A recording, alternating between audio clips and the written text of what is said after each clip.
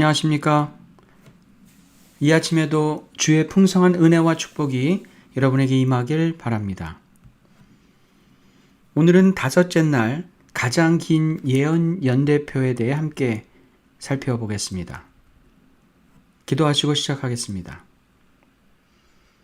아버지 하나님, 우리에게 예언의 말씀을 깨닫게 하시고 주의 말씀이 역사적으로 성취되고 있음을 알게 하시니 감사합니다. 예언의 말씀을 통해 역사를 주관하시는 하나님을 만나게 하시고 오늘도 우리의 삶을 주관하시는 하나님을 매 순간 인정하며 살아가는 우리가 되게 하여 주시옵소서. 예언의 시간들이 성취되어 가고 있는 이때에 언제라도 주님이 다시 오실 수 있음을 기억하고 깨어서 주의 재림을 준비하는 우리 모두가 되게 하여 주시옵소서. 예수 그리스도의 이름으로 기도합니다. 아멘. 다니엘서 9장 25절입니다. 그러므로 너는 깨달아 알지니라. 예루살렘을 중건하라는 영이 날 때부터 기름 부음을 받은 자 곧 왕이 일어나기까지 7이레와 62이레가 지날 것이요. 그 곤란한 동안에 성이 중건되어 광장과 거리가 세워질 것이며. 우리는 다니엘서 8장과 9장의 연결을 통해 2300일과 490일 예언의 시작점이 같다는 것을 함께 살펴보았는데요. 그 시점은 예루살렘을 중건하라는 영이 날 때부터입니다. 우리는 역사적으로 예루살렘의 회복에 대한 3번의 조서가 있었음을 잘 알고 있습니다. 그 첫 번째는 고레스 왕 원년 BC 537년에 있었습니다. 고레스의 조서는 예레미야의 예언대로 70년간의 포로 생활을 마치고 4만 2천여 명의 포로를 귀환시켰지만 사마리아인과 주변 민족들의 방해로 인해 성전 중건은 BC 522년에 중지되었습니다. 두 번째 조서는 다리우스 왕이 BC 520년에 내린 조서인데요. BC 515년에 성전이 재건되고 성전 봉헌식도 하게 되었습니다. 이로 인해 성전도 70년 만에 복구가 되었습니다. 하지만 예루살렘 전체의 중건, 즉 회복과 재건이 가능하게 된 조서는 아닥사스다 7년 BC 457년에 내린 조서입니다. 이 조서는 앞의 두 조서와는 달리 유대인들에게 자치권이 부여된 조서였습니다. 물론 앞서 두 조서도 예루살렘의 중건에 일조를 한 것은 분명합니다. 하지만 2300일과 490일의 시작점이 되는 예루살렘을 중건하라는 명령이 예루살렘 성전 중건령이 아니라 예루살렘 성 전체를 중건하라는 조서여야 합니다. 그러므로 세 번째 예루살렘 중건령이 분명 2300일과 490일의 시작점이 될 수 있습니다. BC 457년 아닥사스다 왕의 조서가 2300일과 490일의 성서적 역사적 시작점이라고 할 수 있을 것입니다.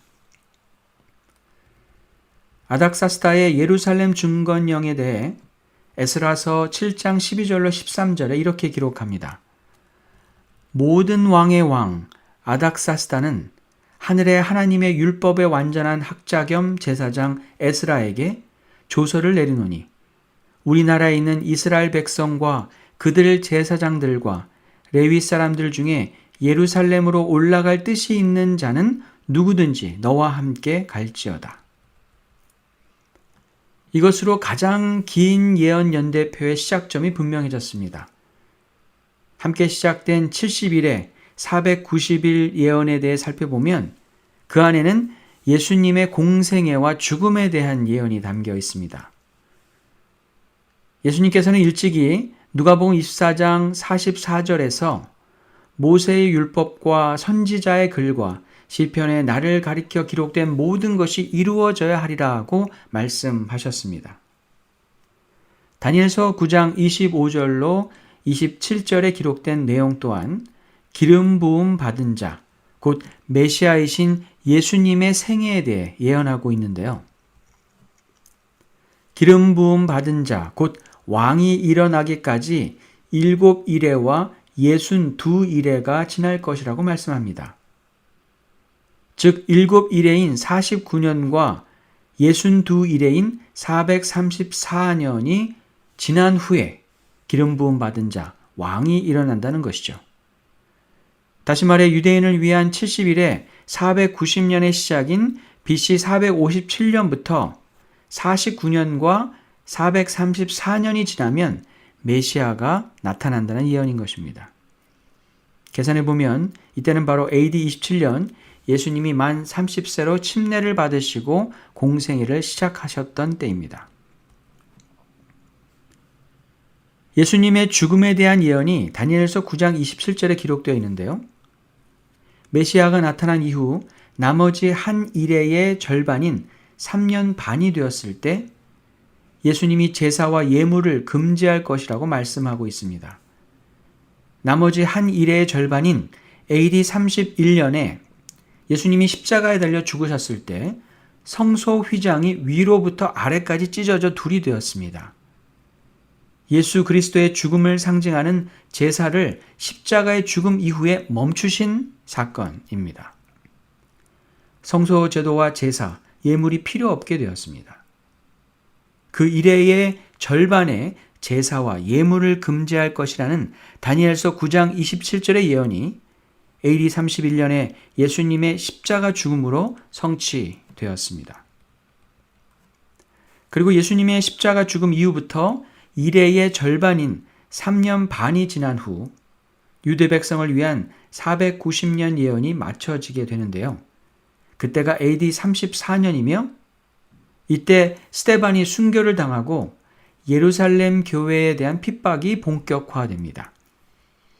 이때부터 복음을 가진 주의 백성들이 예루살렘을 넘어 다른 민족들에게 복음을 전파하기 시작했습니다.